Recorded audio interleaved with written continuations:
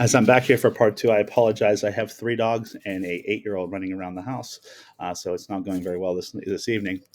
So again, to look at these lessons as we continue them on, we're looking at the hot links page to look at the stock market. So now figuring out ways we could embed or move on from the actual concept of the 1920s. One thing I like to do in each lesson as a universal way of introducing a chapter is by completing a web quest. When I click on the web quest, it's going to take me to different links. And how I do this is through embedded links. The questions are guided through different hot links, including things like culture, um, events, um, arts, music. Again, looking at that learner and figuring out how can they connect to the content or the material through the different ways that they think or things that they would be interested, including things here like digital history and looking at reading past articles. The web quest to me serves as this whole idea of an introductory terms, so that whenever we have the actual lectures, they're going to have some prior knowledge for able to be able to interact with the content through instruction. Again, and here in this virtual setting, it's going to be a great way of keeping kids engaged. Besides that, we're going to look at connections to today, because I think for history teachers, our job is to try to make learners think about what is it affecting you and how could you actually learn from the mistakes of the past. And so what we're going to do is we're going to have an assignment here, again from the hot links, where students are going to use the Yahoo Finance tool to go through and manage or mark off every day for 1 week and compare and contrast the prices of Pepsi versus Coca-Cola in the stock market. And how we're going to record that, again, to keep kids active and engaged, is again through a chart where they're going to create a Pepsi versus Coke. And every day they'll come in and draw or create a new marking to show the difference between Pepsi and Coke as a company. Again, this is something where you're in active and engagement, but we're also creating a visual effect to show how things go up and down daily based off of what's happening in the world. The final part of this is then shifting back to the professional development, because this was one component of a lesson or a unit. So this is now for the people who are watching or interacting with this Zoom meeting.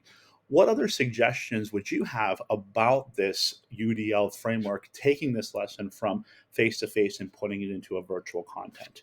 Just want to kind of touch through and look at some of the UDL guide infographics that we've touched upon in the past, to kind of reiterate some of those components that we looked at.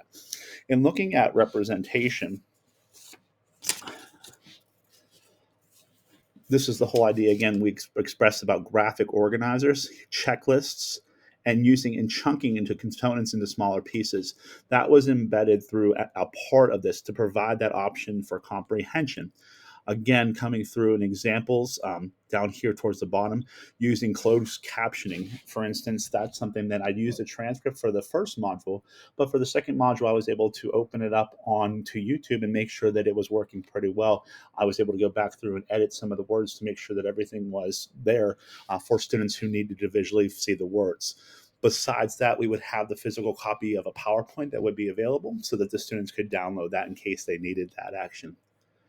If I'm looking at action and expression, I'm also talking about this whole idea of how do we interact with students. So, for instance, students are going to create these graphs and checklists. They're not necessarily for behavior, but it's talking about the function of how are they engaged in the content, using multiple tools for construction and comprehension.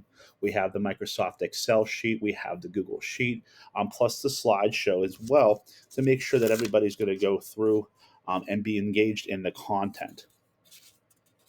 And finally, the one focus that I've been really looking at here while I'm learning about this UDL content is this whole concept of engagement, meaning how do I keep those students engaged in the content as learners? This is that whole idea of modeling those expectations and making sure that the students understand that.